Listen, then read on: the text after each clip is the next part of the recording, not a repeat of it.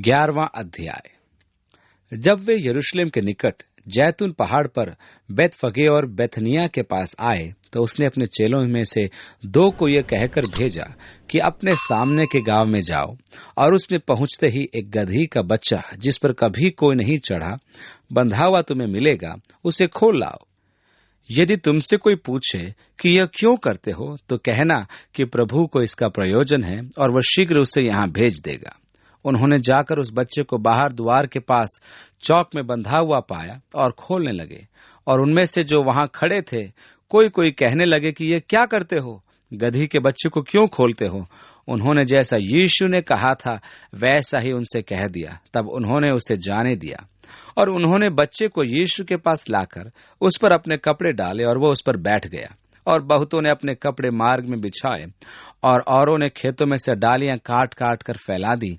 और जो उसके आगे आगे जाते और पीछे पीछे चले आते थे पुकार पुकार कर कहते जाते थे कि होशाना, धन्य है वे जो प्रभु के नाम से आता है। हमारे पिता दाऊद का राज्य जो आ रहा है धन्य है।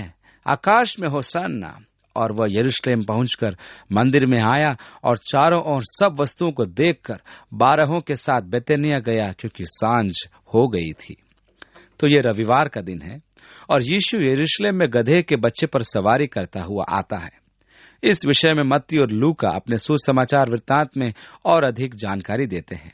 वे उल्लेख करते हैं कि किस प्रकार फरीसी शिष्यों के नारे लगाने का विरोध करते हुए कहते हैं। यहाँ प्रथम बार यीशु ने अपने लिए सार्वजनिक घोषणा की अनुमति दी। वे भजन संहिता 118 में से चिल्ला रहे थे, जो मसीहा की भविष्यवाणी का भजन है। देखो, जिस पत्थर को राज मिस्त्रियों ने निकम्मा ठहराया वही कोने का पत्थर हुआ। ये प्रभु का काम है जो हमारी दृष्टि में अद्भुत है। आज का दिन यहोवा ने बनाया है, हम उसमें आनंदित और मगन रहें। होशाना, धन्य है वे जो प्रभु के नाम से आता है। यही भजन संहिता 118 में है जो मसीह के आगमन की भविष्यवाणी है। फरीसियों ने कहा, इनको रोक, ये जो कह रहे हैं वो परमेश्वर की निंदा है। यीशु ने उन्हें उत्तर दिया, यदि ये चुप हो जाएंगे तो पत्थर चिल्ला उठेंगे। इस प्रकार यीशु ने जकरिया की पुस्तक उसके 9वें अध्याय की 9वीं आयत की भविष्यवाणी को पूरी की। हे सियोन की बेटी मगन हो, हे सियोन की बेटी जय जयकार कर, क्योंकि तेरा राजा तेरे पास आएगा।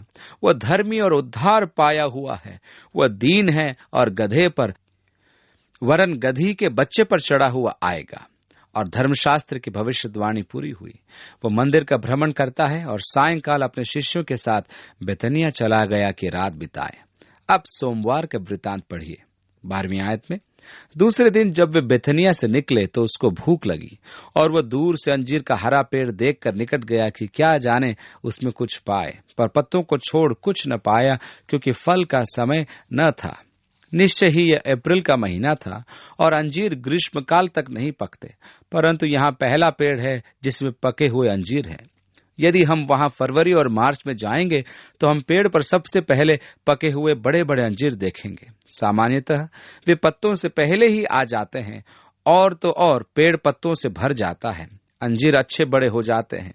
यही कारण था कि यीशु ने पेड़ को हरा भरा देखकर सोचा कि अंजीर लगभग तैयार होंगे, परंतु जब वह वहां पहुंचा तो उस पेड़ में उसने फल नहीं पाए। आगे लिखा है, इस पर उसने उससे कहा, अब से कोई तेरा फल कभी न खाएगा।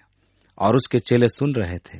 फिर वे यरूशलेम में आए और वह मंदिर में गया और वहां जो लेन देन कर रहे थे उन्हें बाहर निकालने लगा और सर्राफों के पीढ़े और कबूतर के बेचने वालों की चौकियां उलट दी। ये सोमवार का दिन था, शोभा यात्रा का दूसरा दिन। आगे लिखा है, और मंदिर में से होकर किसी को बर्तन लेकर आने जाने न दिया। नगर के एक ओर से दूसरी ओर जाने के लिए वहां की जनता मंदिर में से होकर जाने लगी थी, जो आम रास्ता नहीं था। वे अपना सामान भी लेकर चलते थे। यीशु ने उन्हें रोका। वह नियंत्रण अपने हाथ में ले रहा था। यह दूसरी बार था कि यीशु ने मंदिर को सुव्यवस्थित किया था। एक तो तब जब उसने सेवा का आरंभ किया था, जैसा कि यूहन्ना वर्णन करता है, और यह उसकी सेवा के अंत में उसका प्रहार उन पर था जो परमेश्वर की चीजों पर व्यापार कर रहे थे, और वह इस बात से बहुत ही अधिक अप्रसन्न रहता था। मंदिर में वे मुद्रा विनिमय करते थे, क्योंकि रोमी सिक्कों को मंदिर के खजाने में स्वीकार नहीं किया जाता था, क्योंकि उन्हें अशुद्ध माना जाता था। जब सिक्का डाला जाए तो सावधान, वो रोमी सिक्का न हो, क्योंकि वह अन्य जातियों का सिक्का था। लेकिन वेतन रोमी सिक्कों में मिलते थे और मंदिर की मुद्रा शेकेल थी, इसलिए रोमी सिक्कों को शेकेल में बदलना आवश्यक था। आप अपना दशवांश कैसे देंगे? इस काम के लिए वहां सर्राफ अपने अपने तख्त बिछाए बैठे थे। उनकी विनिमय दर इतनी अधिक थी कि जनता लूटी जा रही थी। उनकी विनिमय दर 10 से 15% होती थी। यदि आप परमेश्वर को एक कपोत चढ़ाना चाहते थे तो कोशर कपोत प्राप्त करने का एकमात्र स्थान वही था। यह गारंटी का माल था, इसे याजक मना नहीं कर सकता था। आपको यरूशलेम की सड़कों पर भी कपोत मिल सकते थे जो लगभग 7 रुपए की कीमत के थे। कपोत उन गरीब लोगों का चढ़ावा था जो मेमना या बछड़ा बलिदान नहीं दे सकते थे।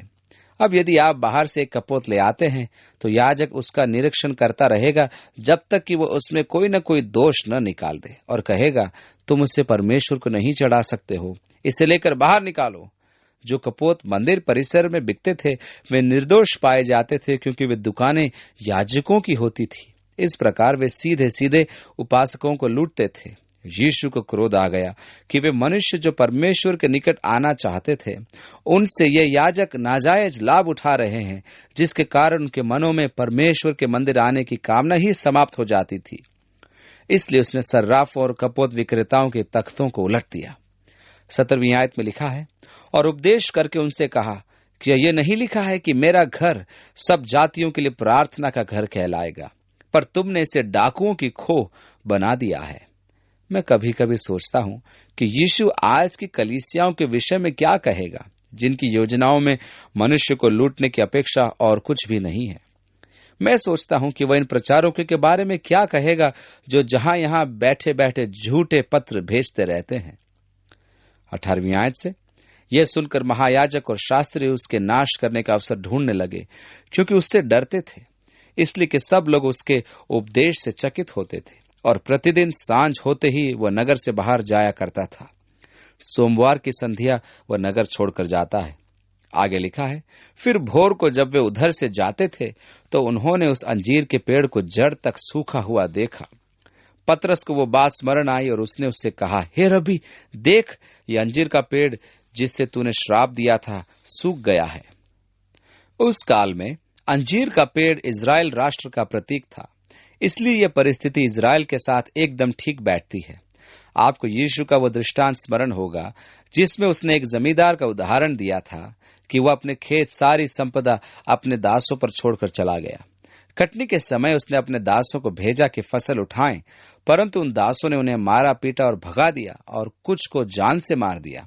अंत में उसने कहा, मैं अपने पुत्र को भेजता हूं, वे निश्चय ही उसका आदर करेंगे। परंतु जब पुत्र आया तो उन्होंने कहा, देखो, पुत्र आता है, हम उसे घात कर दें, जिससे कि हम इस खेत के स्वामी बन जाएंगे। तब यीशु ने पूछा, खेत का स्वामी क्या करेगा? फरीसियों ने उत्तर दिया, वह तो उनका नाश कर देगा। यीशु ने कहा, तुमने ठीक कहा। उसी पल उन्हें ध्यान आया कि वह तो उन्हीं के विषय में कह रहा था। परमेश्वर ने दाख की बारी लगाई और उसमें सबसे अच्छी दाख लता लगाई। उसने चारों ओर बाड़ा खड़ा किया और सिंचाई की व्यवस्था की। जब समय आया कि दाख एकत्रित की जाए, तब वहां जंगली दाख पाई गई। अब वह क्या करेगा? वह उसे दूसरों को दे देगा कि वह फल पाए। यीशु आज भी फल खोज रहा है। उसने कहा, मैं दाख लता हूं और मेरा पिता माली। प्रत्येक डाली जो फल लाती है उसे वह संवारता है ताकि वह और फल लाए। तुम मेरे कहे शब्दों द्वारा शुद्ध किए गए हो। मुझ में बने रहो और मेरे वचनों को अपने में बसने दो कि तुम बहुत फल लाओ, क्योंकि इसी में पिता की महिमा है। परमेश्वर देखता है कि आप राज्य के लिए फल उत्पन्न करें। इस्राएल सिद्ध नहीं हो पाया। यीशु अंजीर के वृक्ष के पास आया और वह फलहीन था। उसने उसे श्राप दिया और वह सूख गया। आज वो हमारे जीवन में फल खोज रहा है और आत्मा का फल है प्रेम। परमेश्वर आपसे और मुझसे इस फल को प्राप्त करने की कामना करता है। वह अपनी वाटिका में फल की खोज कर रहा है। अब यीशु ने इस घटना का उदाहरण देकर विश्वास का अर्थ समझाया। पतरस ने कहा, ओह प्रभु, देख, कल की ही बात है और वो वृक्ष आज सूखा पड़ा है। यीशु ने उसको उत्तर दिया कि परमेश्वर पर विश्वास रखो। मैं तुमसे सच कहता हूं कि जो कोई इस पहाड़ से कहे कि तू उखड़ जा और समुद्र में जा पड़ और अपने मन में संदेह न करे, वरन प्रतीति करे कि जो कहता हूं वह हो जाएगा, तो उसके लिए वही होगा। इसलिए मैं तुमसे कहता हूं कि जो कुछ तुम प्रार्थना करके मांगो तो प्रतीत कर लो कि तुम्हें मिल गया और तुम्हारे लिए हो जाएगा। प्रार्थना करने वालों के लिए कैसी विस्तृत प्रतिज्ञा। यहाँ ध्यान दीजिए कि वह किससे बात कर रहा है। क्या जनसमूह से? नहीं, अपने शिष्यों से। प्रार्थना के विषय यह प्रतिज्ञा किसे दी गई? यह प्रतिज्ञा शिष्यों को दी गई। शिष्य कौन है? सर्वप्रथम वह है जो अपना इनकार करे, अपना क्रूस उठाए और यीशु के पीछे हो ले। इसलिए यह किसी भी व्यक्ति से संबंधित विस्तृत प्रतिज्ञा नहीं है कि वह कहे, प्रभु की स्तुति हो, मुझे तो केवल विश्वास करना है और कह देना है और प्रभु मुझे दे देगा। मुझे एक मोटर गाड़ी चाहिए, मुझे एक बंगला चाहिए, मुझे तो बस विश्वास से कहना है और मुझे मिल जाएगा। परमेश्वर की स्तुति हो, हालेलुया। परंतु शिष्य का सर्वप्रथम गुण क्या है? आप बताइए। अपना इनकार करना।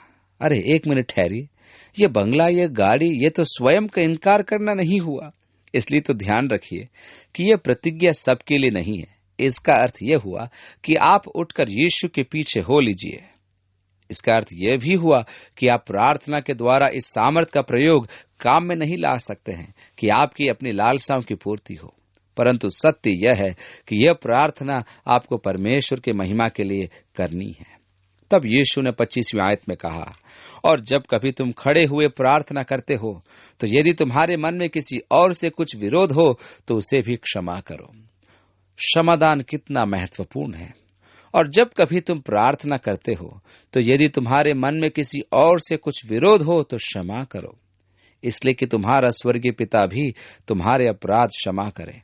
और यदि तुम क्षमा न करो तो तुम्हारा पिता भी जो स्वर्ग में है तुम्हारा अपराध क्षमा न करेगा।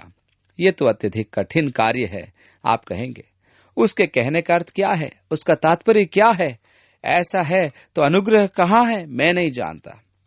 यीशु के वचनों में परिवर्तन लाने के लिए मुझ में ताकत नहीं है। मैं तो केवल यीशु के कथनानुसार क्षमा कर सकता हूँ। क्षमादान ये सिद्ध करता है कि मसीह वास्तव में मेरे भीतर रहता है। वह जो ये कहता है कि वह मसीह में उपस्थित है तो उसे उसी का सा आचरण भी रखना चाहिए। जब सिपाही यीशु को क्रूस पर ठोक रहे थे तब उसने कहा था, हे पिता, इन्हें क्षमा कर, क्योंकि ये जानते नहीं ये क्या कर रहे हैं। यदि मैं यीशु का सा आचरण रखता हूं तो मैं अवश्य क्षमा करने का स्वभाव रखूंगा। यीशु ने कहा, यदि तुम क्षमा न करो तो तुम्हारा पिता भी जो स्वर्ग में है तुम्हारा अपराध क्षमा न करेगा। क्षमाशीलता और क्षमादान की आत्मा उन चिन्हों में से एक है जो यह सिद्ध करती है कि हम वास्तव में परमेश्वर के संतान हैं। 27वीं आयत, वे फिर यरूशलेम में आए और जब वह मंदिर में टहल रहा था तो महायाजक और शास्त्री और पुरनिये उसके पास आकर पूछने लगे कि तू ये काम किस अधिकार से करता है और ये अधिकार तुझे किसने दिया है कि तू काम करे? किस अधिकार से और ये अधिकार तुझे किसने दिया? मुझे बड़ा अच्छा लगता है जब अनेक हमारे युवा पास्टर आकर पूछते हैं, तुम्हें बपतिस्मा देने का अधिकार किसने दिया? तुम्हें सेवा करने का अधिकार किसने दिया? क्योंकि वे सोचते हैं कि वे परमेश्वर के शिष्यों में से है और अधिकार देने का अधिकार उन्हीं का है। 29वीं आयत से आगे लिखा है, यीशु ने उससे कहा, मैं भी तुमसे एक बात पूछता हूँ, मुझे उत्तर दो तो मैं तुम्हें बताऊंगा कि ये काम किस अधिकार से करता हूँ। यूहन्ना का बपतिस्मा क्या स्वर्ग की ओर से था या मनुष्यों की ओर से था? मुझे उत्तर दो। तब वे आपस में विवाद करने लगे कि यदि हम कहें स्वर्ग की ओर से तो वह कहेगा, फिर तुमने उसकी प्रतीति क्यों नहीं की? और यदि हम कहें मनुष्यों की ओर से तो लोगों का डर है, क्योंकि सब जानते हैं कि यूहन्ना सचमुच भविष्यद्वक्ता है। सो उन्होंने यीशु को उत्तर दिया कि हम नहीं जानते। यीशु ने उनसे कहा, मैं भी तुमको नहीं बताता कि ये काम किस अधिकार से करता हूँ। आप प्रभु के वचन को ग्रहण करें और पवित्र आत्मा को अपने मन में बसा लें। यीशु ने कहा है कि तुम मेरे वचनों से शुद्ध किए गए हो। यही वचन हमारे जीवन में शुद्धता का प्रभाव डालता है और उसकी महिमा के लिए हमारे जीवन में बहुत फल लाता है। परमेश्वर आपको आशीषित करे और आपके साथ हो। अपने हाथों को अपने ऊपर रखें, आपके मन और जीवन को अपने प्रेम और आत्मा से भर दे और आप पर अपनी सहभागिता की महिमामय आशीषों की बारिश करे। यीशु के नाम में आमीन।